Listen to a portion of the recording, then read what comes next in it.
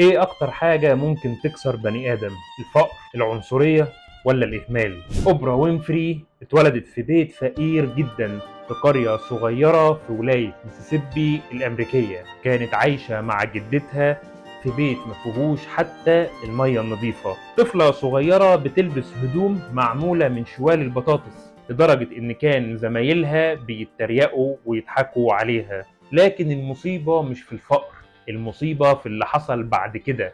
أوبرا وهي عندها 9 سنين اتعرضت للتحرش من قرايبها. في الوقت اللي كان المفروض تلعب وتضحك فيه، كانت بتتألم وتكتم جواها. هربت من البيت وسابت كل حاجة وراها، وكانت حياتها ماشية ناحية الضياع، لحد ما حصل حاجة غيرت كل ده. إن هي دخلت مدرسة جديدة والمدرسة سمعتها وهي بتتكلم، فاكتشفت إن صوت أوبرا صوت مش عادي، صوت قوي وصوت بيشدك. ومن هنا بدأت الحكاية. أوبرا اشتغلت في إذاعات محلية كتيرة، وبعد سنين شغل وتعب ورفض وانكسارات بقى عندها البرنامج الخاص بيها، ذا أوبرا وينفري شو، اللي كان بيتفرج عليه أكتر من 40 مليون بني آدم في الأسبوع.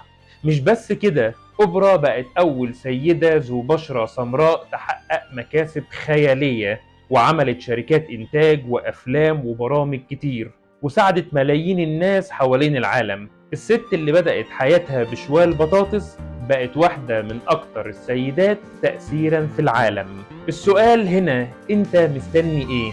لو أوبرا قدرت إن هي تخرج من الجحيم اللي كانت فيه وتوصل للي هي وصلت له، أكيد أنت كمان تقدر تتحرك وتبدأ، حتى لو خطوة واحدة. المهم إنك تتحرك.